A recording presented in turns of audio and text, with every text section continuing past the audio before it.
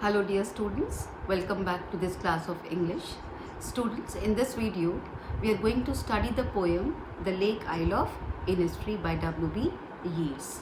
Students, it's a musical poem of 12 lines which explores the poet's longing for the tranquility and peace of Innisfree.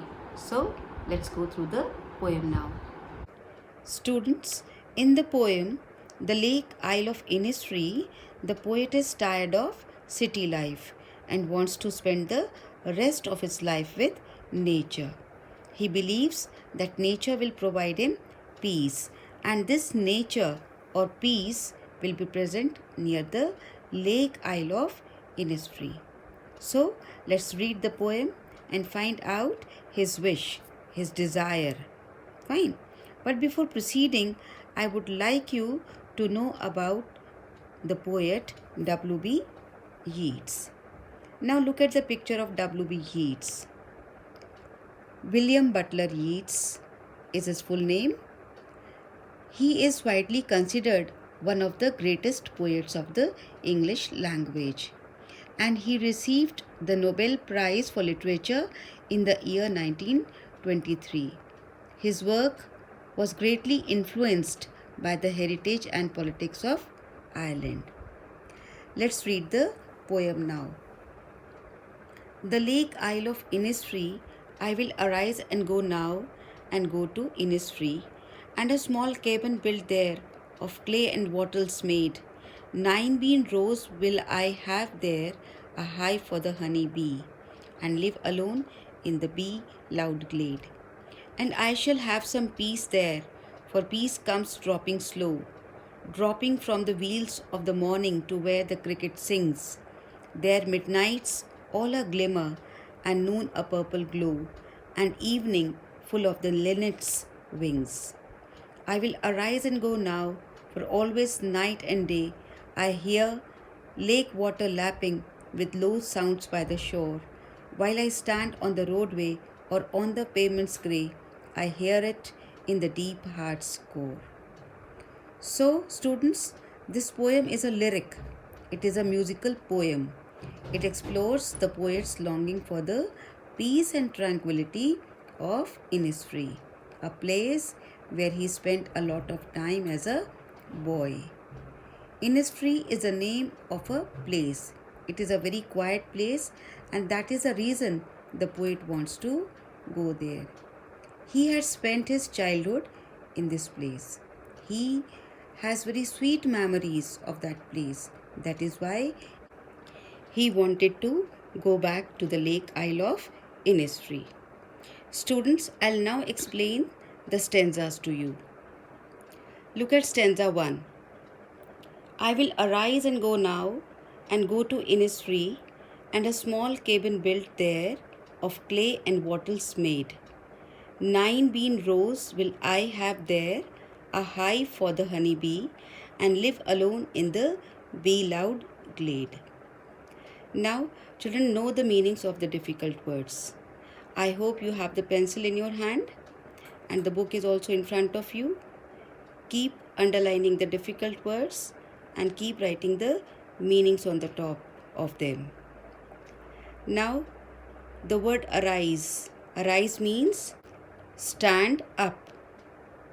And then there is a word cabin, which means room. Now look at the word wattles. They are twisted sticks for making fences or walls. Then underline the word glade, which means clearing, open space. And bee loud refers to the sound made by the buzzing of the bees. Okay. Now I'm going to explain the lines. Now look at the word I. I here refers to the poet William Yeats. He says that he wants to go to Innisfree, and over there he will build a small room for himself with clay and small sticks, which are used to make the walls or the fences of the cabin. And now living there, he will need some food also to eat. So he will grow 9 rows of beans near his room. Also, he will get the honey from the honey beehive. He says that the open space where he will build his room will be full of the buzzing, the sound of the bees, and over there he will live all alone in peace and tranquility. Means there would be nobody to disturb the poet, and he would be able to have complete rest, because living in the city he was unable to have any kind of rest due to work all the time. Now coming to stanza 2. And I shall have some peace there, for peace comes dropping slow, dropping from the wheels of the morning to where the cricket sings. There midnight's all a glimmer, and noon a purple glow, and evening full of the linnet's wings. Look at the meanings first of all now. Underline the word wheels. It means a piece of fine material worn by women to protect or hide the face. In Hindi, it is called ghungat. Then underline the word cricket. Cricket means an insect related to the grasshoppers but with shorter legs. Then underline the word glimmer, which means something which is shining. And now pay attention.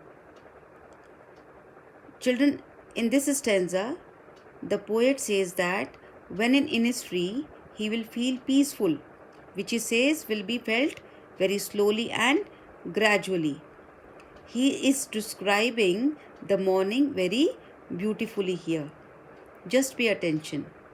He is telling us that how he would feel peaceful in the morning time when it will be cloudy. The view then will not be very clear. Then it will appear as if the morning has worn a veil, ghungat, and has hidden itself. Looking at this scene will make him feel peaceful. Further, he says that when the male cricket insect will sing a song, that sound will bring him at peace. Also at midnight, when he will see the twinkling stars in the open sky, their shine will give him peace. In the afternoon, when the sunlight will give a purplish glow, glow means shine, it will also give him peace. During the evening, when he will see the linnet bird flying in the sky, then also he will feel peaceful. So, he is expecting that being there, he would be at peace. Fine. And now, let's read the lines of stanza 3. I will arise and go now, for always night and day I hear the lake water lapping with low sounds by the shore. While I stand on the roadway or on the pavement's grey, I hear it in the deep heart's core.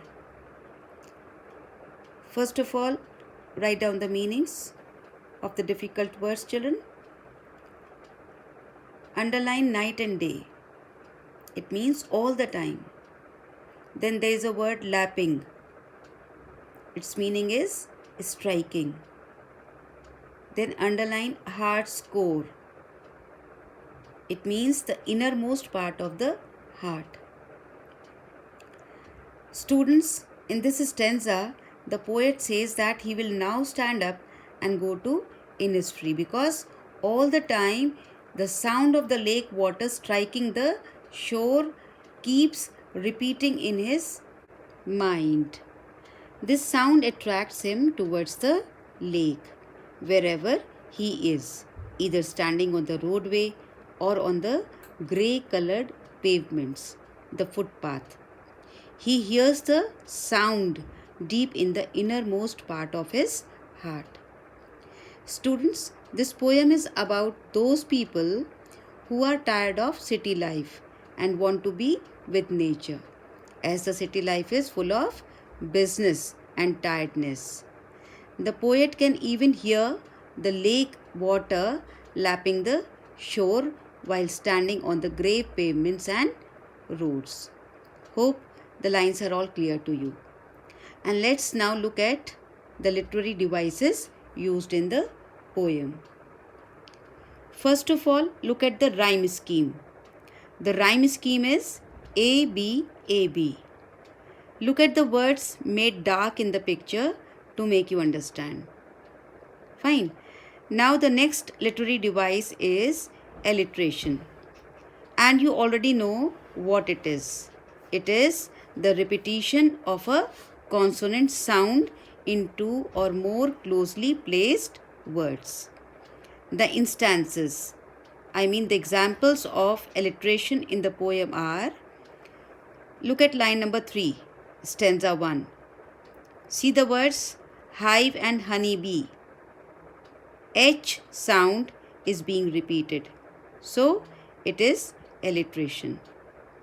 Then see the words lake, lapping and low in line number 2, stanza 3.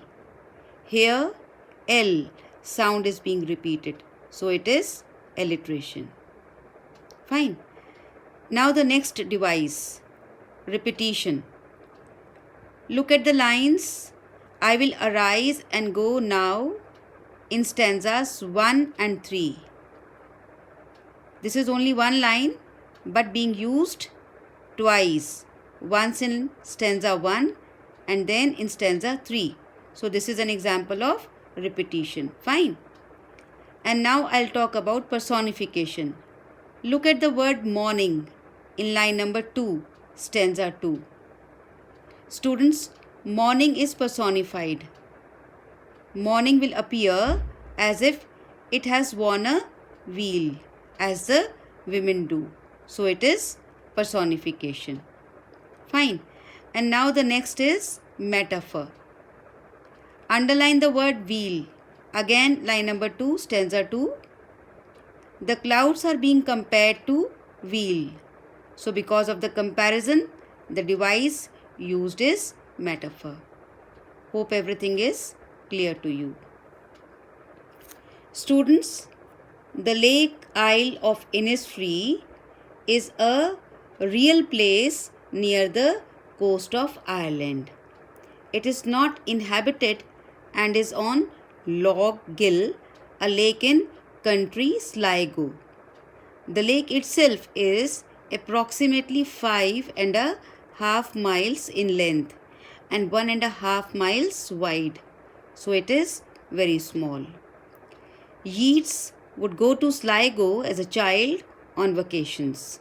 So it was a good memory for him. It is a quiet place. So you also think of somewhere you know and love, a woodsy place where you can hear the frogs and birds, a place to get away. That might be your Innisfree. Thank you, students. Stay safe, stay happy.